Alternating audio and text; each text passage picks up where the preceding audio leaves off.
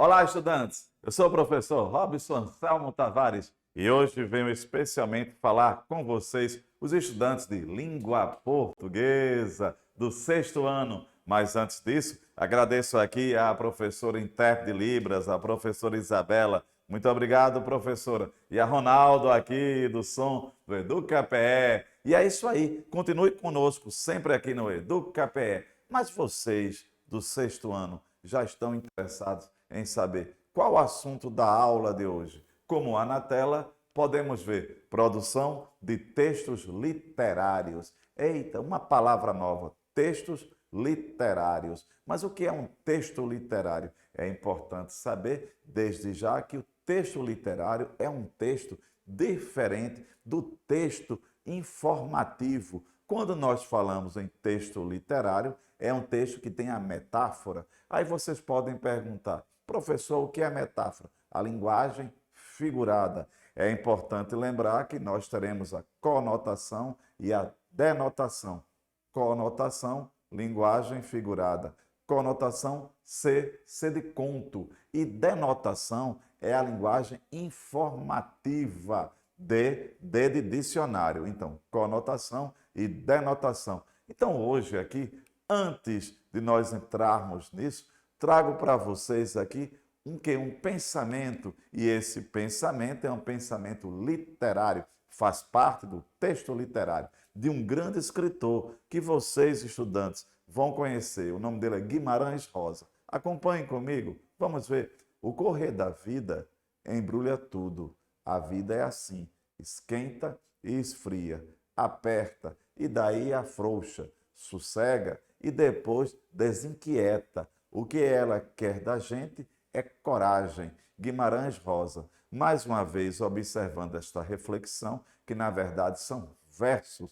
Pronto, olhem aí mais uma vez na tela. Isso é um exemplo de um texto literário em versos. É importante lembrar que hoje vocês vão conhecer texto literário e ao texto em prosa, parágrafo, e em verso. Verso é cada linha de um poema. E é isso aí, estudante. E vamos caminhando, lembrando sempre que quando a gente fala de produção de texto literário, é a produção de um texto conotativo. Na tela, trago para vocês algumas palavras-chave da aula de hoje: denotação, conotação, linguagem literária, figuras de linguagem, poema, poesia, prosa. E aqui temos algumas figuras de linguagem.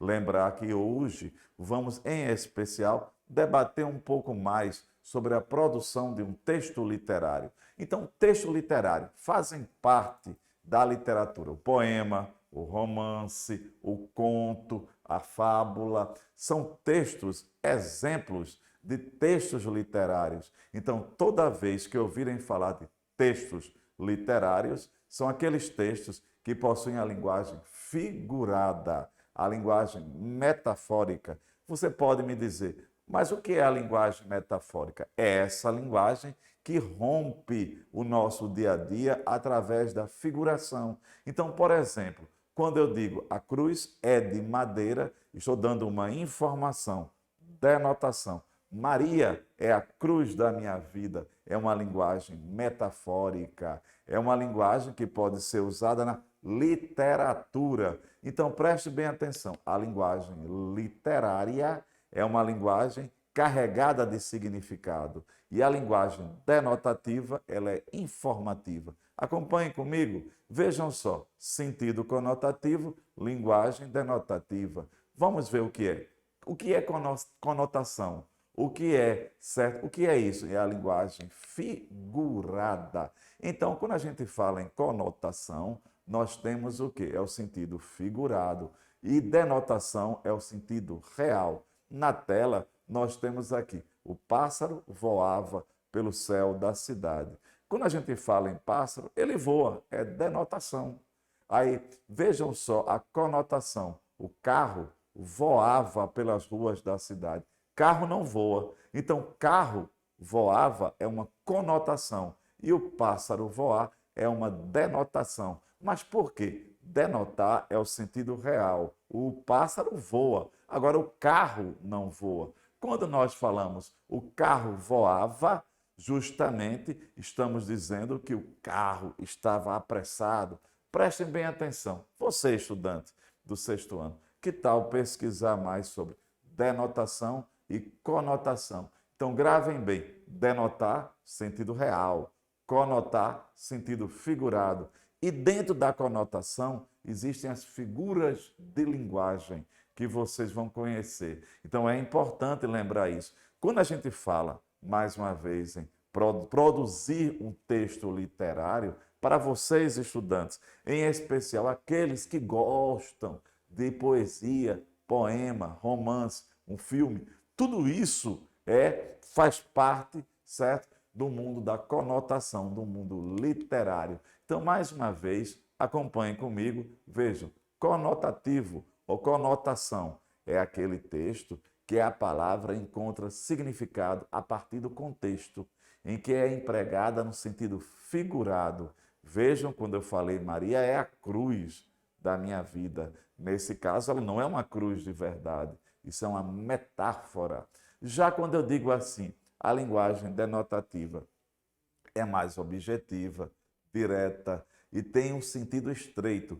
Como assim? A cruz é de madeira. Pronto. Agora, quando eu digo Maria é uma cruz, estou dizendo que ela é um problema, ela é uma dificuldade. Prestem bem atenção. Um outro exemplo que vocês, estudantes, a gente, aliás, usa muito: estou morrendo de fome.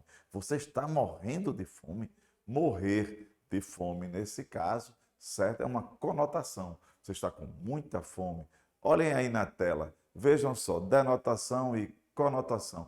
Vejam só, o coração, a representação seria denotação. E com as mãos, certo? Conotação. Este símbolo vai mostrar justamente o quê? Conotar. Aqui está fazendo uma representação do que seria um coração.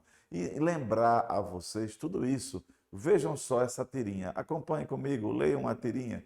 Vejam só para entender o que é denotação e conotação.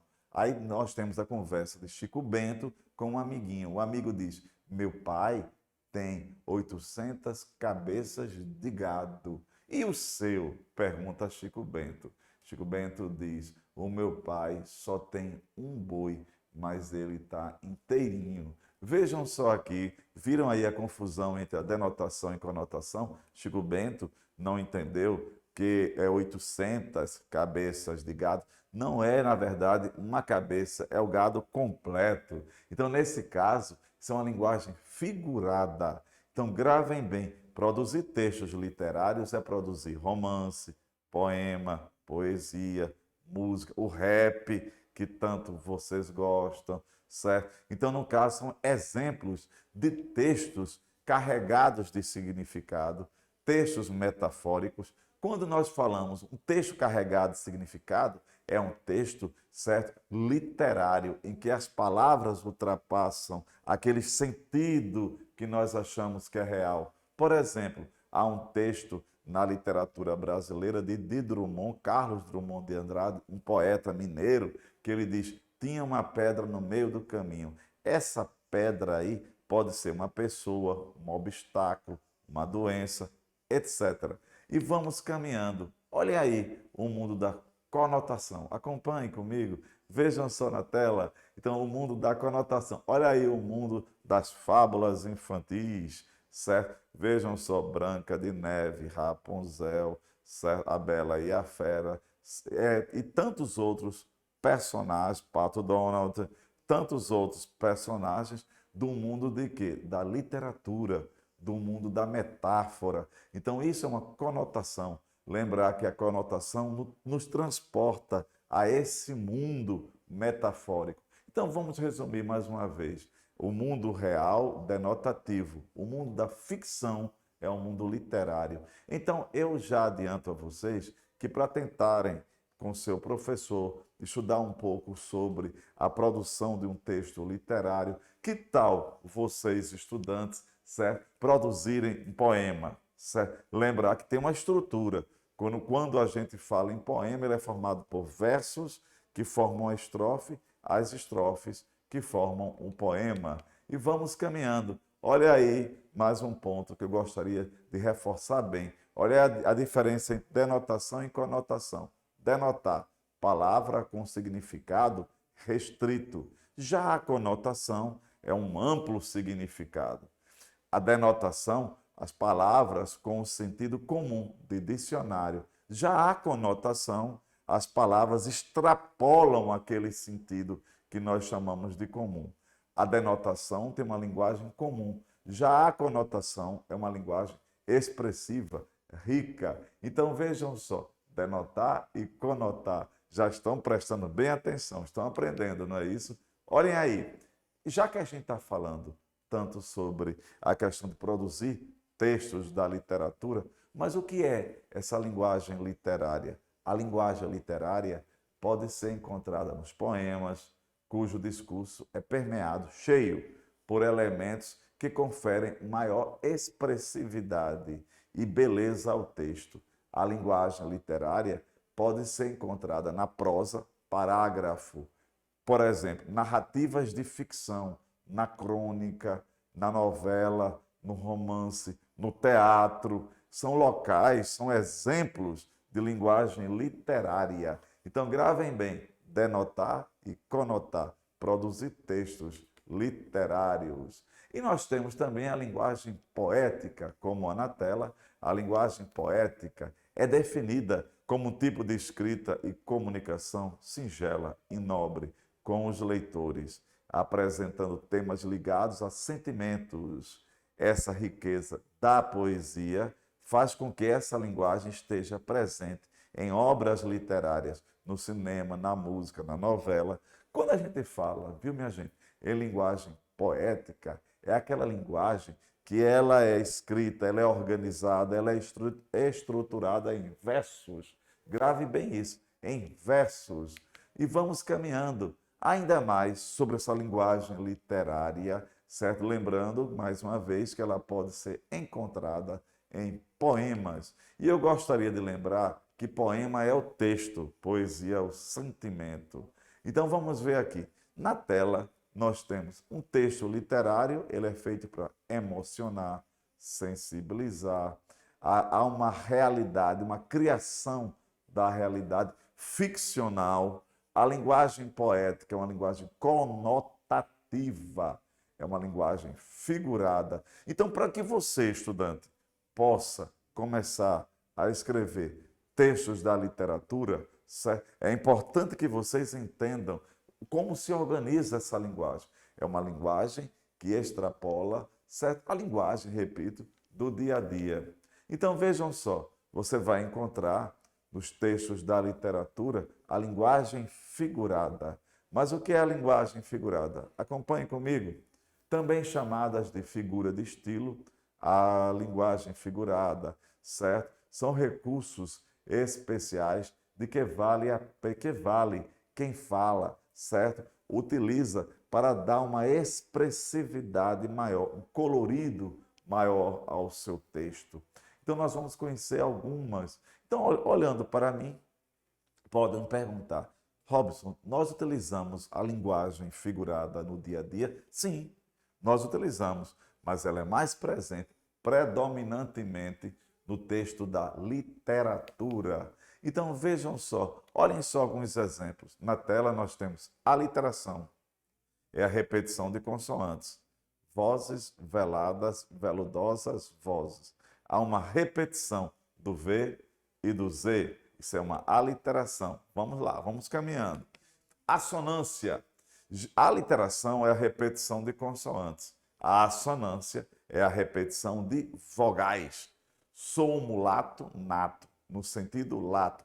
Vejam só que repetiram-se várias vezes o O e o A. Isso cria uma expressividade dentro do texto.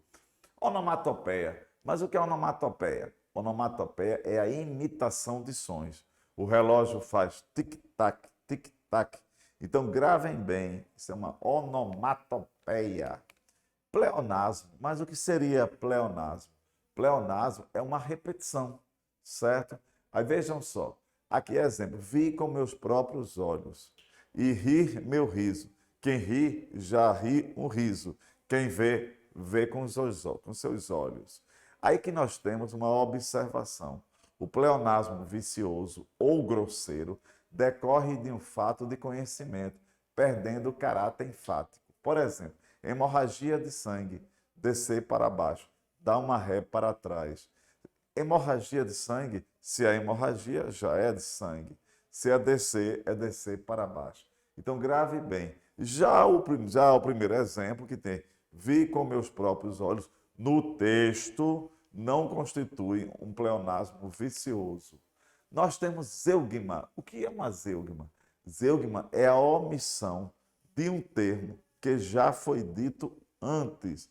Olhem só um exemplo. Alguns estudam, outros não. Mas por que alguns estudam, outros não? É um zeugma. Zeugma, repito, você omite. A palavra é dita no primeiro momento e ela é omissa no segundo. Por exemplo, olhem de novo na tela. Alguns estudam, outros não estudam. Então, o que aconteceu? Para não ficar a repetição da palavra, do verbo estudar duas vezes, nós optamos por omiti-la no segundo exemplo. Isso quem utiliza bem é quem vai escrever a redação. Por exemplo, fala como um papagaio. Eu poderia dizer, fala como fala um papagaio, uma repetição. Só que uma zeugma a palavra aparece no primeiro momento e ela é omissa no segundo. Alguns estudam, outros não, porque seria alguns estudam, outros não estudam. E aqui eu tenho uma elipse. O que é a elipse? Enquanto o zeugma é a omissão de um termo que já foi dito, quer dizer, ele apareceu no primeiro momento e tornou-se omisso no segundo. A zeugma, a palavra, não aparece. Você, viu, estudante? Nós, olhando para mim, nós, para entendermos uma elipse, certo? Vamos utilizar o nosso repertório de conhecimento do mundo. Por exemplo, vejam só, o que é uma elipse? É uma omissão de um termo ou expressão facilmente subentendida.